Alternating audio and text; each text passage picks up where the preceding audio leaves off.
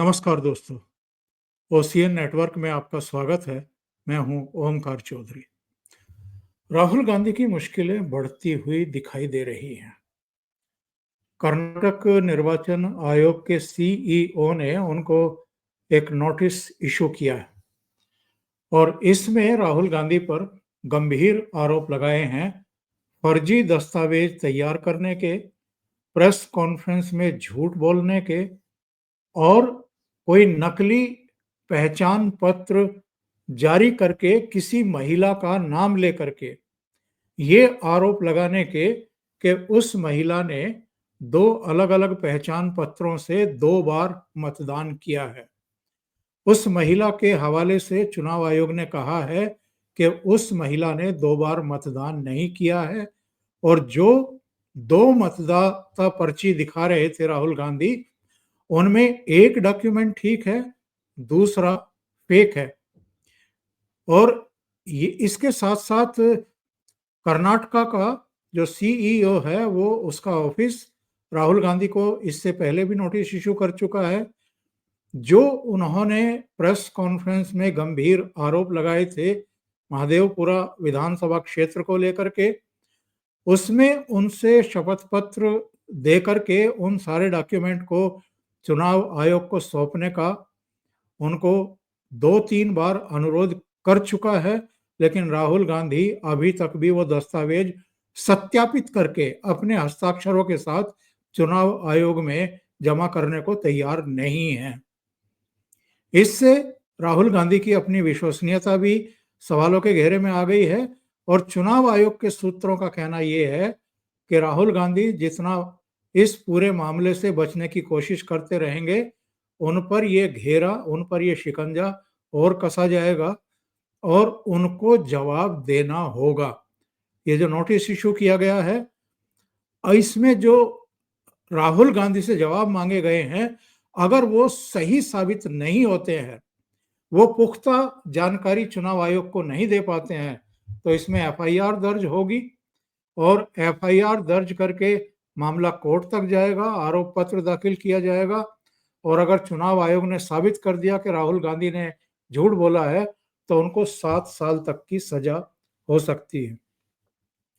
जो उनके विधि सलाहकार हैं, वो भी उनको ये सलाह दे रहे हैं कि आपको एफिडेविट के साथ इन दस्तावेजों को चुनाव आयोग में सबमिट नहीं करना चाहिए, क्योंकि इनमें से कुछ भी अगर गलत निकल गए, बाकी सारे सही निकल गए और कुछ भी गलत निकल गए, तो भी उनको सजा हो सकती है, उन पर मुकदमा दर्ज हो सकता है। उधर तेजस्वी यादव बार-बार कहने के बावजूद अभी तक भी अपना वो पहचान पत्र चुनाव आयोग में जमा नहीं करा रहे हैं, जो उन्होंने प्रेस कॉन्फ्रेंस में लहराया था। आज बल्कि उन्होंने पलटवार किया कि भारतीय जनता पार्टी के जो नेता हैं और उप मुख्यमंत्री हैं विजय सिन्हा, उनके भी 2 पहचान पत्र बने हुए हैं।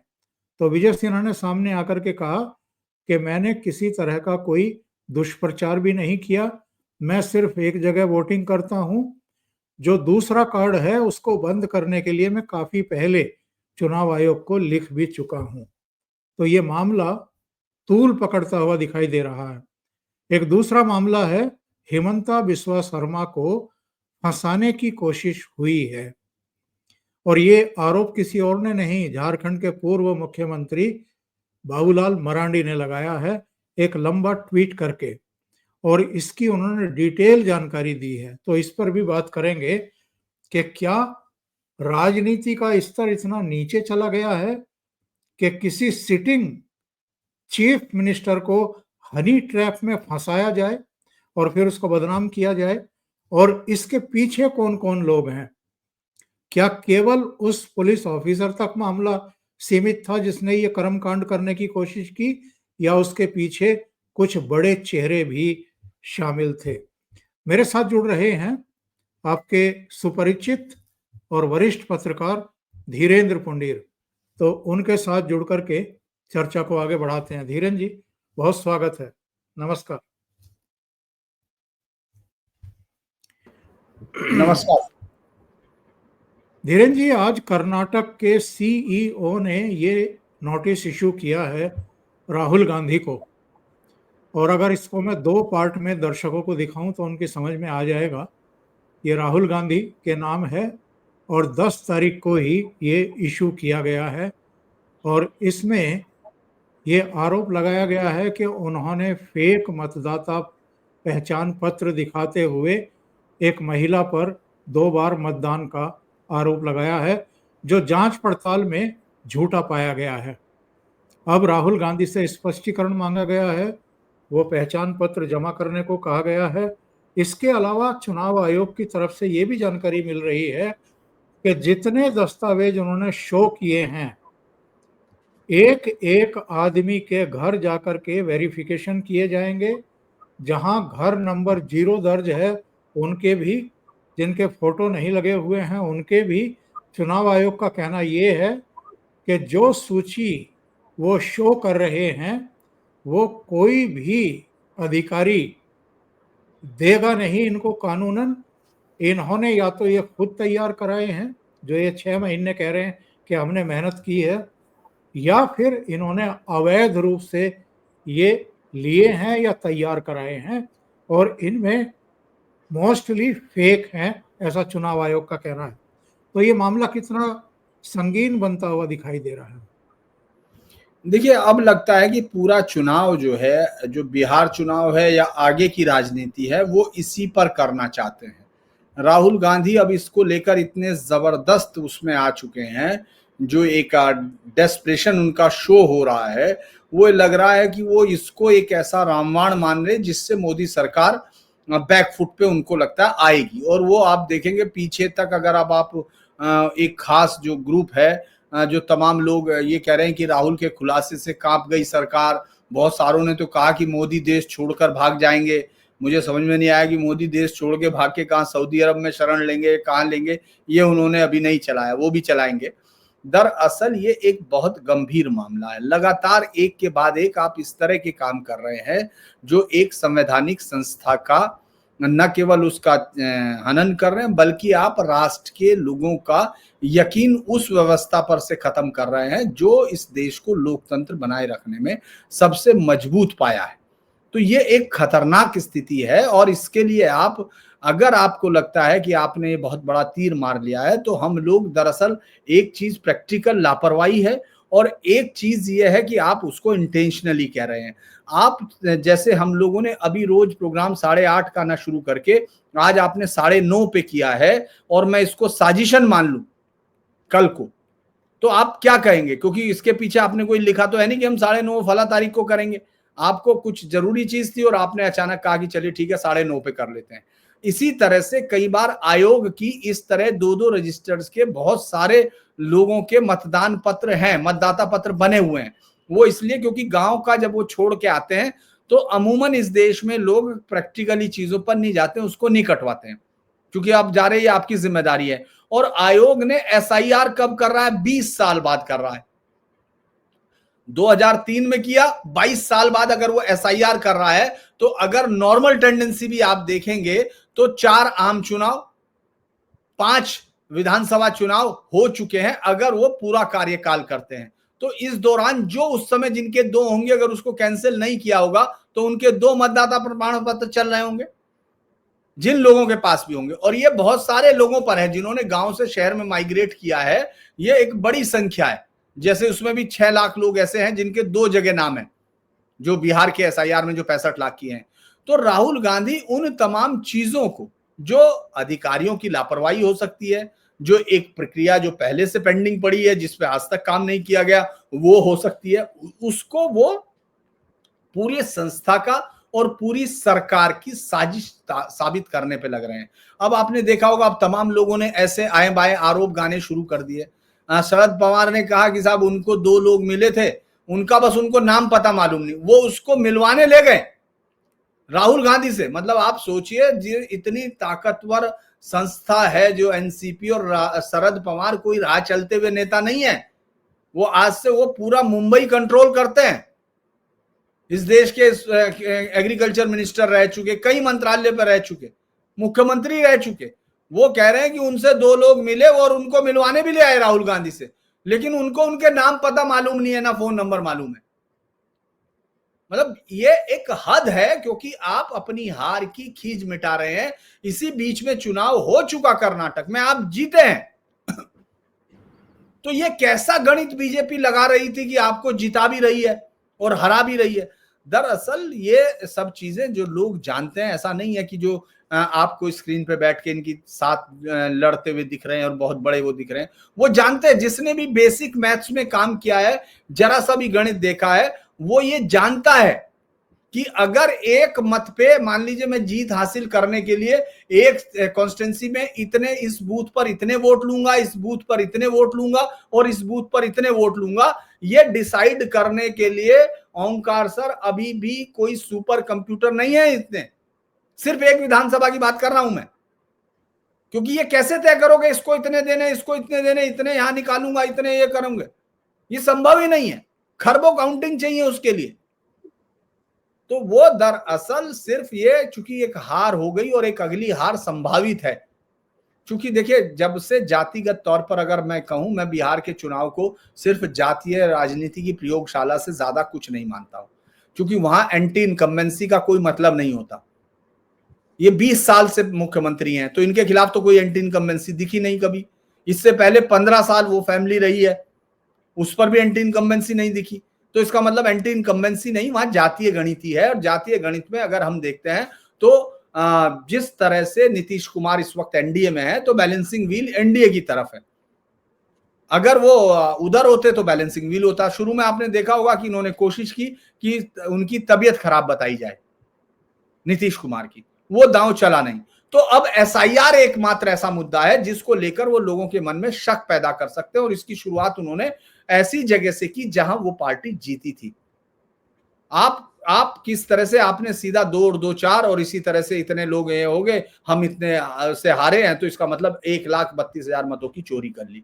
ये और इस तरह के जो आरोप हैं, ये अगर, मुझे लगता है कि चुनाव आयोग ने सही किया है, जो नोटिस इशू किया है, इस पर उनको जवाब देना चाहिए। और अगर चुनाव आयोग की गलती है, लापरवाही है, तो उन अधिकारियों के खिलाफ कार्रवाई होनी चाहिए, इसमें कोई शक नहीं। लेकिन चुनाव प्रक्रिया को झूठ बताना, ये मान लेना कि इस तरह से सरकारें बदल सकती हैं, आज तक आप एक भी चीज अदालत में साबित नहीं कर पाए हैं, एक भी। आपको 12-13 अगस्त को इन सबको लेके आना चाहिए सुप्रीम कोर्ट में। मैं कह रहा हूं चुनाव आयोग पर तो जब जाएंगे आप यहां आइए। आप उनको जब बिहार की उसका विरोध कर रहे हैं तो आप वहां आइए, और मुझे जो आप बिल्कुल सही कह रहे हैं कि वो जितने सारों पर साइन करके देंगे, उनमें से एक भी गलत है, एक भी, तो सजा तो एक पर भी होगी। 2 साल या 2 साल से ज्यादा पर आपकी सजा चली जाएगी, और आगे 6 साल तक आप चुनाव नहीं लड़ पाएंगे सजा पूरी होने के बाद। ये आप सोचिए कि राहुल गांधी अब, या पूरा विपक्ष किस लेवल पर आ रहा है। ये कोई राजनीतिक लड़ाई नहीं हो रही, ये विचारधारा की लड़ाई नहीं हो रही, ये इस राष्ट्र की स्थापित संस्थाओं के खिलाफ एक साजिश है, ये कोई राजनीति नहीं है। और ये बात उनको समझनी पड़ेगी। उनके साथ जितने लोग हैं, जो उनके वोटर हैं, वो यकीन कर रहे होंगे इस पर। मैं ये नहीं मानता कि वो नहीं कर रहे होंगे, क्योंकि आप देखिए 10-10 हजार लोग लाइव देख रहे हैं, जिसमें वो ये कह रहे हैं कि पीएम मोदी अब भाग जाएंगे या ये कर लेंगे, तो इसका मतलब लोगों को यकीन आ रहा है। लेकिन ये लोग उनके लोग हैं, और धीरे धीरे वो अराजक हो जाएंगे, वो संस्थाओं पे से यकीन करना बंद कर देंगे। राहुल गांधी अगर नहीं देते हैं, तो जो आयोग ने कदम उठाया है, ये अब उनके रास्ते बंद कर रहा है। ये अच्छी बात है, क्योंकि अगर आपने एक सीधी लड़ाई लड़ी और आप ये मानते हैं कि आप जनतंत्र के लिए लड़ रहे हैं, तो आपको फिर सब कुछ दांव पर लगाना चाहिए, क्योंकि आपने उनकी प्रतिष्ठा धूल दूसरित की है, तो आप अपनी प्रतिष्ठा दांव पर लगाकर तब उसमें कूदिए। ये किसने प्रोग्राम किया है जिसमें कहा गया है कि नरेंद्र मोदी भाग जाएंगे? बहुत सारे हैं, आप जाके देखिएगा। मैंने देख रहा था, मैं कई सारे वो यूट्यूबर्स हैं अलग अलग, एक ने लिखा है कि वो भाग जाएंगे, एक ने, माफ कीजिएगा, एक ने कुछ और लिखा है, और बहुत सारे लोगों ने तो पता नहीं क्या क्या। मैं तो हैरान हूं, क्योंकि ये चूंकि चल ही रहा है, ऐसी कोई बात भी नहीं है। आजकल सब लोग इस तरह से पूरा मैं 1 मिनट पानी लूंगा सर, सूखी गला।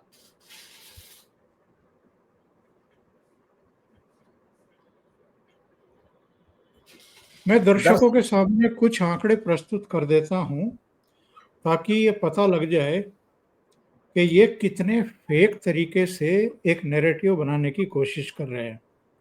जब से राहुल गांधी ने कांग्रेस का नेतृत्व संभाला है, फैसले लेने शुरू किए हैं, अगर कहें तो पूरा कमांड किया है, कंट्रोल किया है, तब से इनके नेतृत्व में कांग्रेस कहां-कहां कितनी बार हार चुकी है। आंध्र प्रदेश में 3 चुनाव हार चुकी है, 2014, 2019, 2024।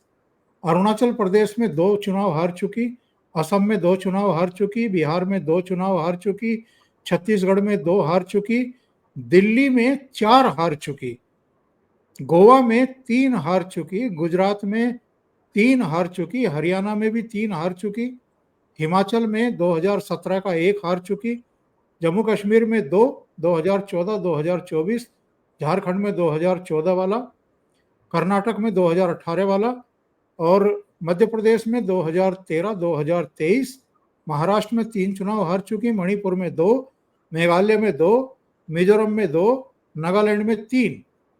इसके अलावा उड़ीसा में 3, 14, 19, 24, पंजाब में 2, 2012, 2022, पुडुचेरी में 2011, 2021, राजस्थान में भी 2 चुनाव हार चुकी, सिक्किम में 3, तमिलनाडु में 2 जब से इन्होंने लीडरशिप संभाली है, तेलंगाना में 2014, 2018, त्रिपुरा में 3 चुनाव, उत्तर प्रदेश में 3 चुनाव, उत्तराखंड में 2 चुनाव, पश्चिम बंगाल में 3 चुनाव, 11, 16, 21 और केरल में 2016, 2021। इसके अलावा अगर कांग्रेस की बात करें, पश्चिम बंगाल में 1977 के बाद कांग्रेस की सरकार नहीं बनी, मुख्यमंत्री नहीं बना।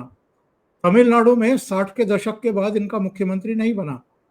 उड़ीसा में 2000 के बाद कांग्रेस की सरकार नहीं बनी। उत्तर प्रदेश में नारायण दत्त तिवारी आखिरी मुख्यमंत्री थे, 1989 के बाद कांग्रेस की सरकार नहीं बनी। बिहार में 1990 के बाद जगन्नाथ मिश्रा आखिरी मुख्यमंत्री थे, उसके बाद इनका मुख्यमंत्री नहीं बना, उनकी सरकार नहीं बनी। और ऐसे तो कई राज्य हैं इस देश के जहां पर 10-10 साल, 15-15 साल कांग्रेस की वापसी नहीं हुई।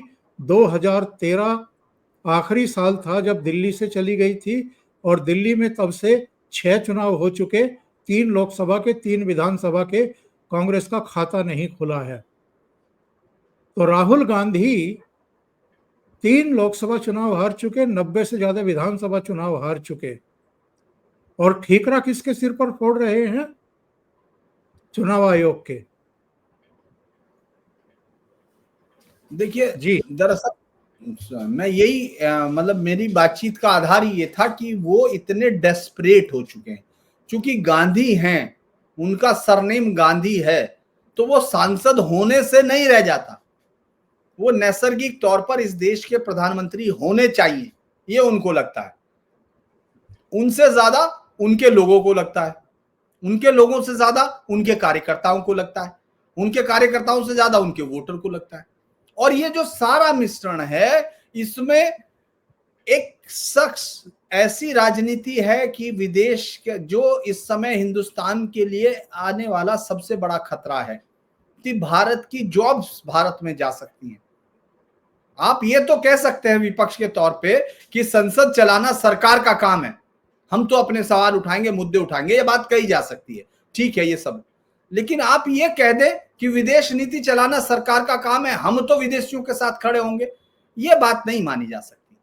आप जब ये कहते हैं ट्रंप के सामने, आप ये सोचिए, इस पर एक बयान शरद पवार का है जिसने कहा है कि इस समय हमको देश के उसके साथ खड़ा होना चाहिए, देश के साथ खड़ा होना चाहिए। और आप कह रहे हैं कि हाँ डेड इकोनॉमी है, आपको नहीं पता, इन दो के अलावा किसी को नहीं पता।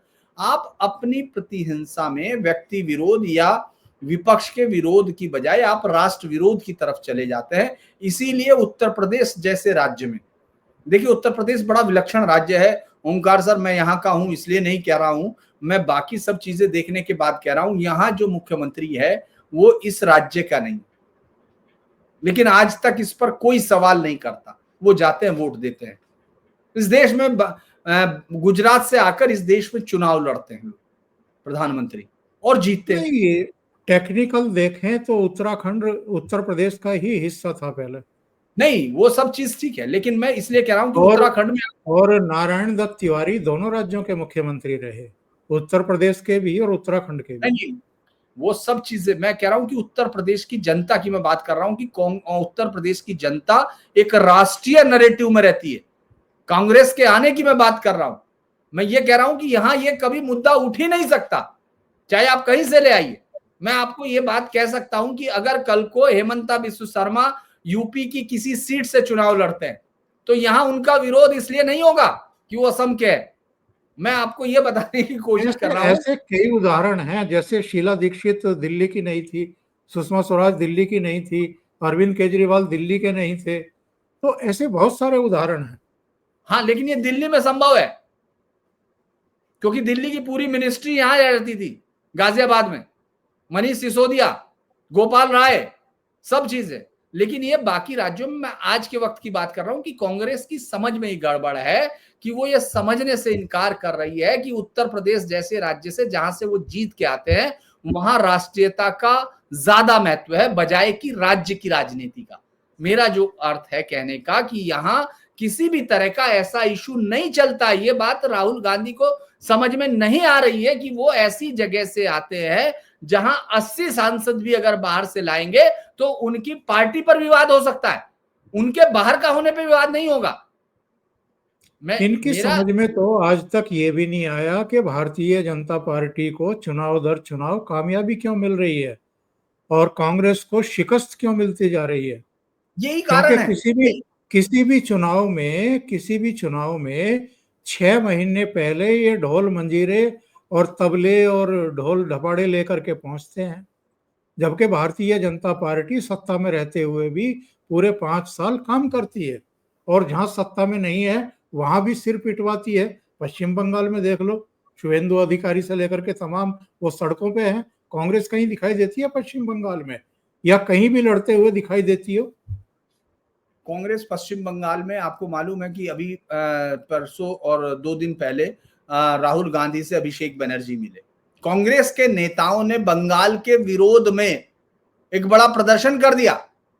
उन्होंने कहा कि साहब हम यहां लड़ रहे हैं इनसे।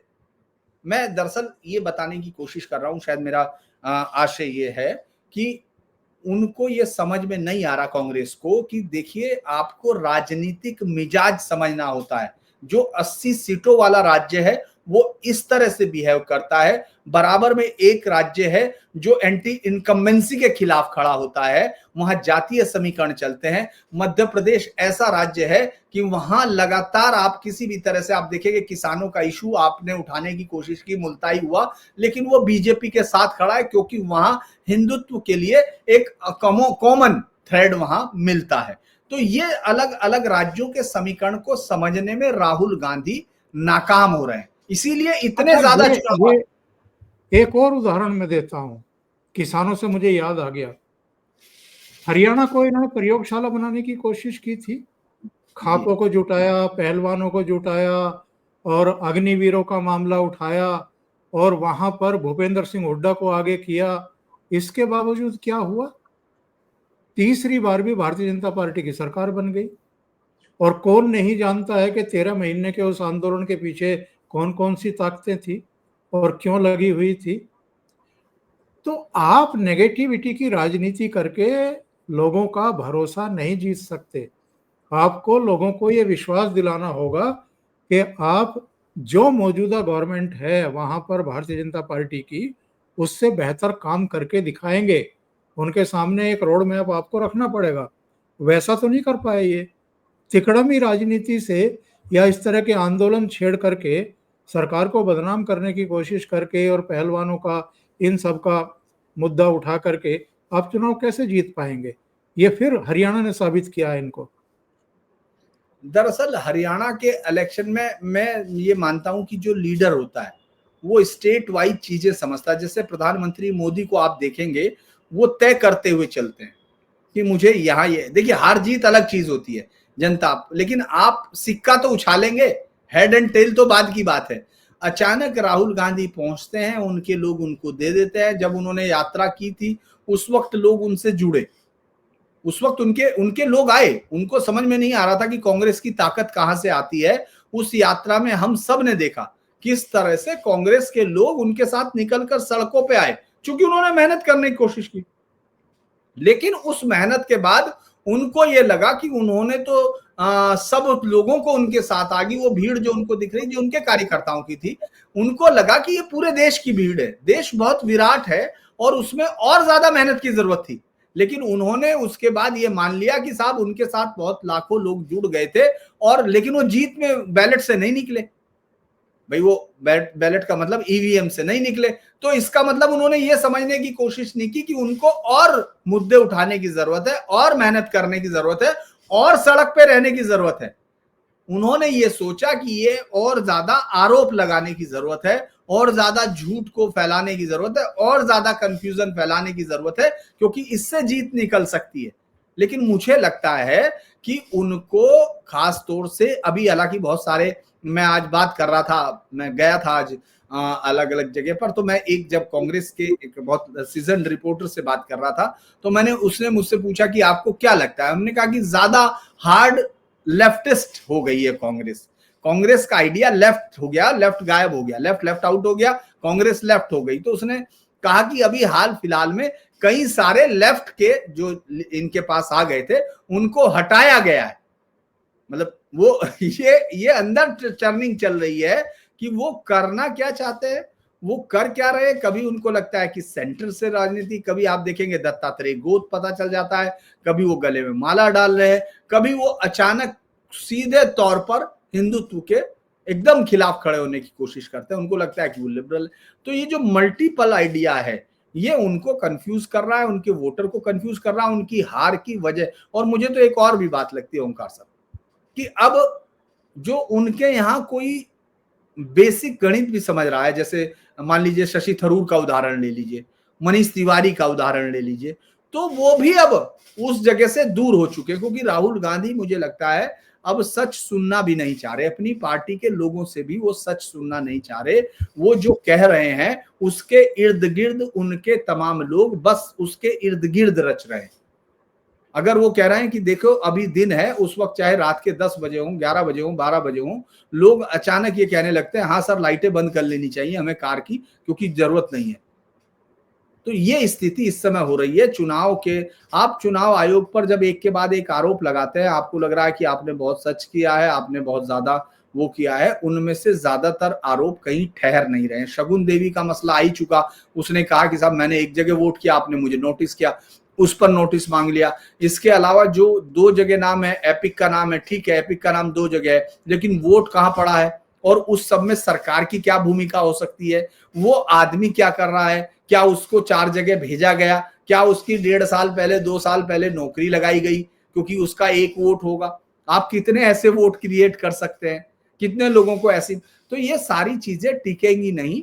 हाँ, उन लोगों के लिए जिनको यह है कि हार का कोई कारण ढूंढना चाहना चाहिए। देखिए अगर इस बार मुझे तो कई बार ये लगता है कि जो अंदरूनी राजनीति होती है वो ज्यादा खतरनाक होती है, क्योंकि अगर अभी इन चुनाव में, चूंकि अभी ये है बिहार चुनाव है, यहाँ बहुत उम्मीद नहीं दिख रही है, उसके बाद आप बंगाल में कहीं नहीं है, बंगाल में कोई मतलब नहीं है आपका, तमिलनाडु में आप पुछल्ला पार्टी है, उसके बाद आप केरल में, अगर केरल में ले दे के अगर सरकार नहीं आई, जैसा पिछली बार आपके हाथ से फिसल गई थी मछली, अगर इस बार भी हो गई, तो आप ये सोचिए फिर राहुल गांधी के नेतृत्व पर जो अभी तक तो सिर्फ सवाल लगते हैं, तब विद्रोह हो जाएगा, तब लोग खिलाफ खड़े हो जाएंगे।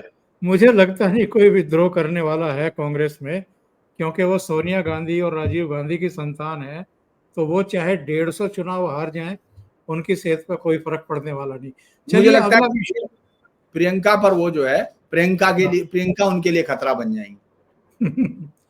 अगले विषय पर चलते हैं। हिमंता बिस्वा शर्मा को लेकर के जो ये हनी ट्रैप में फंसाने की खबर आ रही है, इस पर आपने भी प्रोग्राम किया है धीरेन्द्र पुंडीर न्यूज़ पॉइंट पर, तो इसमें थोड़ा सा विस्तार से बताइए कि ये पूरा मामला है क्या, और क्या राजनीति अब इस स्तर तक नीचे जाएगी। देखिए बीजेपी के 2 ऐसे मुख्यमंत्री हैं ओंकार सर, हर एक का अपना व्यू है, मेरा ये व्यू है कि 2 मुख्यमंत्री ऐसे हैं जो प्रधानमंत्री मोदी की वोट खींचने की अपील में सहयोग करते हैं। यानी अगर मोदी 20, 50, 100 वोट ला रहे हैं तो वो उनके साथ 2, 5, 10 वोट जरूर लेके आते हैं अपनी तरफ से। वो दो मुख्यमंत्री एक इधर हैं, एक उधर है, एक हेमंता है और दूसरी तरफ योगी आदित्यनाथ है, जो अपनी ताकत के साथ खड़े होते हैं। और हेमंता विश्व शर्मा ने एक तो 2023 में एक ऐसा समीकरण बैठा है जो परिसीमन हुआ है, उस परिसीमन में ऐसी 20 से 25 सीटें बदली हैं जो मुस्लिम बाहुल्य सीटें थी। उनको इस तरह तैयार, पहले समीकरण में वो इस तरह बैठी थी और उसके बाद वहां डेमोग्राफी चेंज का जिस तरह का एक प्लान और वो चल रहा, जिससे हेमंता टकरा रहे हैं। हेमंता सीधे चुनौती दे रहे हैं। आपने देखा होगा 5 बड़े ड्राइव चले हैं पिछले 1 महीने में, 1.5 महीने, 5 बड़े ड्राइव हुए हैं जिनमें उन्होंने सरकारी जमीनों से अवैध बांग्लादेशी या मुस्लिम्स जो वहां के वो थे उनसे कब्जा हटवाया है। तो वो सीधी लड़ाई लड़ रहे। उन 25 सीटों, 20 से 25 सीटों का जो समीकरण है जिसमें जीत का अंतर महज 2-3% होता था, क्योंकि वहां मुस्लिम बाहुल्य और डेमोग्राफी चेंज की वजह से मुस्लिम वोटिंग बहुत हो गई थी। परिसीमन में वो चेंज हुआ है, उन आदिवासियों को ताकत मिली है जिन आदिवासी सीटें थी। SC ST सीटें बढ़ाई गई हैं। 2021 में 10 मई के बाद जब से शपथ ली थी आज तक उनके नेतृत्व में लगातार ज्यादातर चुनाव एक साथ जीते और अभी 2025 में जब जिला पंचायत का चुनाव हुआ उसमें 75% जीत हासिल की है टोटल सीटों का। तो ये एक इनविंसिबल जैसी छवि दे रहा है। गौरव गोगोई को भेजा गया है लेकिन गौरव गोगोई वहां अभी तो कम से कम असर छोड़ते हुए नहीं दिख रहा है।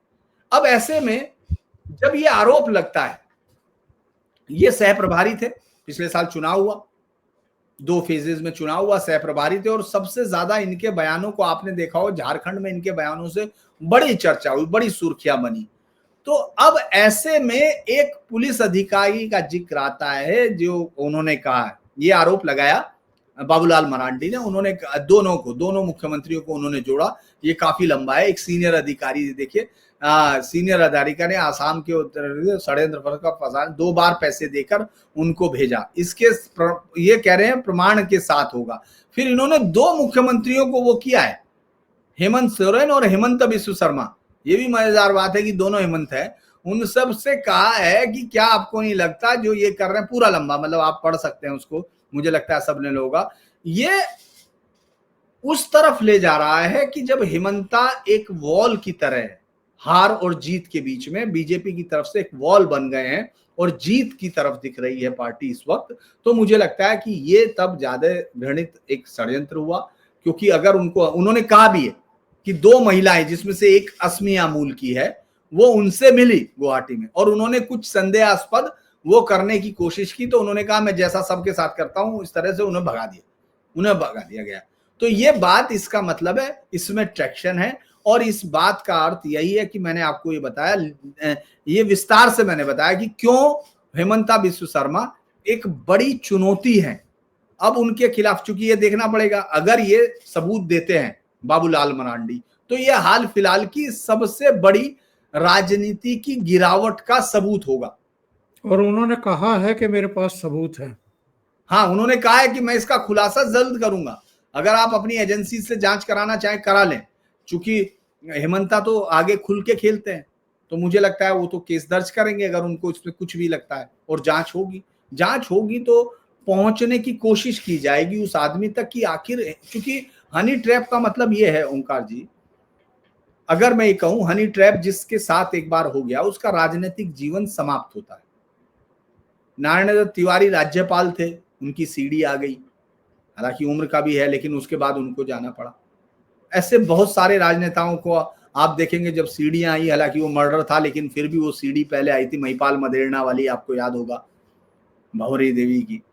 इसके अलावा भी बहुत सारे राजनीतिकों को निपटाने के लिए जो है सीढ़ियों का इस्तेमाल किया गया। लेकिन एक मुख्यमंत्री को इस तरह हनी ट्रैप में लाना, ये हाल फिलहाल में मुझे लगता है राजनीति की सबसे सनसनीखेज घटनाओं में होगी अगर इसके सबूत के साथ आते हैं। लेकिन ये बात जरूर है कि हेमंता बिस्व शर्मा जो है सबसे बड़े निशाने पर हैं। विपक्ष के पास उनको इस समय रोकने का कोई कारण नहीं दिख रहा है, उनको कोई मौजूदा समय नहीं मिल रहा। और अभी शायद 29-30 को वहां अगस्त के आखिर में अमित शाह पहुंच रहे हैं, अमित शाह वहां एक सभा भी कर रहे हैं, तो जो तैयारियां हैं वो शुरू हो चुकी हैं और हेमंता को लगता है कि इस समय पहले से ज्यादा वो 100+ सीट का दावा कर रहे हैं। 126 सीटों में से 100+। उन्होंने SC/ST सीट का वो भी बढ़ाया है। मतलब पहली बार मुझे लगता है बहुत दिनों बाद इस तरह से, चूंकि SC सीट एक बढ़ाई है, ST सीट कई बढ़ाई है, तो वो एक ये मुझे लगता है कि राजनीतिक तौर पर उनका सामना करना इस समय तो बाकी पार्टियों के लिए मुश्किल दिख रहा है और शायद यही कारण हो सकता है, क्योंकि ये एक बहुत ही गंभीर आरोप है, मुझे ऐसा लगता है। इसकी अगर ठीक से जांच हो गई तो इसके तार बहुत दूर तक जुड़ सकते हैं। ये संयोग हो सकता है कि राहुल गांधी जब असम के दौरे पर थे तो उन्होंने अपने कार्यकर्ताओं के बीच में अति उत्साह में यहाँ तक कह दिया था कि आप अपने मुख्यमंत्री को बहुत जल्दी जेल जाते हुए देखेंगे। इसके अलावा हिमंता बिस्वा शर्मा जिस तरीके से गौरव गोगोई पर लगातार अटैक कर रहे हैं उनके कथित पाकिस्तान कनेक्शन को लेकर के, इसलिए भी हो सकता है कि ये कांग्रेस के निशाने पर हों। और जिस तरीके से बाबूलाल मरांडी ने आरोप लगाए हैं और झारखंड के मुख्यमंत्री तक से सवाल पूछे हैं कि आपका इन्वॉल्वमेंट है या पुलिस अधिकारी अपने स्तर पर यह कर्मकांड कर रहे थे, ऐसा लगता है कि आने वाले दिनों में एक बड़ा राजनीतिक भूचाल आने वाला है। अगर ये जांच सही से होती है और सबूत हैं तो ये बहुत आगे तक जाएगा, क्योंकि हेमंता बिस्वा शर्मा झारखंड में भी विपक्षियों की नेताओं में खार बने हुए थे और हेमंता बिस्वा शर्मा में इस बार के चुनाव के बाद मुझे लगता है कि हम उनकी पूरे देश में एक प्रेजेंस देखेंगे। अगर वो इस बार आसाम से अपनी पार्टी को जिता कर लाते हैं तो हम उनकी प्रेजेंस पूरे देश में देखेंगे, उनकी धमक सुनाई देगी, क्योंकि आप उत्तर प्रदेश जैसे राज्य में उनकी सभाएं अगर मांगी जा सकती हैं तो ये बड़ा इंटरेस्टिंग सब्जेक्ट होगा। एक नॉर्थ ईस्ट के पॉलिटिशियंस जिनकी 14 लोकसभा सीट की वो है और टोटल मिला के 25 सीटों का वो उन पर प्रभाव है, वो अब बंगाल की चुनौती उसको समझने के लिए तैयार होंगे। वो इसके बाद उत्तर प्रदेश जैसे राज्यों में भी जाकर उनके समर्थकों की भीड़ है, चूंकि यहाँ वैसे ही योगी आदित्यनाथ जैसे प्रभावशाली मुख्यमंत्री हैं जो अपने समर्थकों के लिए बहुत प्रेरणा होते हैं, लेकिन हेमंता बिस्वा शर्मा को आप फ्यूचर की पॉलिटिक्स में एक बड़ा वो देखते हैं।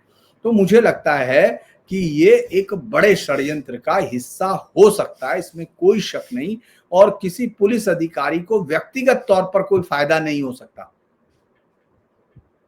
मुझे ऐसा लगता है कोई पुलिस अधिकारी इस दूसरे राज्य के मुख्यमंत्री को लेकर इस तरह का इतना बड़ा कोई साजिश, क्योंकि ये तो बहुत ही बड़ी साजिश है एक मुख्यमंत्री का। सिर्फ ये नहीं कि आप उसको राजनीतिक तौर पर हरा रहे हैं, कोई ऐसे मुद्दे, आप उसका व्यक्तिगत जीवन, वो भी उसकी जो चूंकि मैरिड लाइफ से लेके पॉलिटिकल लाइफ तक सब कुछ एक साथ तबाह कर देना चाहते हैं एक साजिश के साथ, जो मुझे लगता है इतना बड़ा षड्यंत्र है और ये कोई एक शख्स नहीं कर सकता। इसके लिए पूरी टीम सोचने वाली चाहिए, क्योंकि इतना बड़ा कि लड़कियां भी जुटाई जाएं, फिर वो इतने कॉन्फिडेंस की हों, फिर वो तैयारी की जाए, इसमें कैमरे लगाने की कोशिश होगी, इसमें बहुत सारी चीजें होंगी, रिकॉर्डिंग होगी, तो इसके पीछे एक लंबा, मुझे लगता है अगर ये बाबूलाल मरांडी लाते हैं सामने तो एक बड़ी साजिश होगी। धीरेन जी, बहुत बहुत धन्यवाद आपका जुड़ने के लिए और बहुत महत्वपूर्ण मुद्दों पर चर्चा करने के लिए। दर्शकों से निवेदन है, धीरेन जी का चैनल सब्सक्राइब करें, उनको सपोर्ट करें। धीरेन्द्र पुंडीर न्यूज़ पॉइंट नाम से उनका चैनल है। बहुत बहुत धन्यवाद धीरेन जी, थैंक यू सो मच। नमस्कार।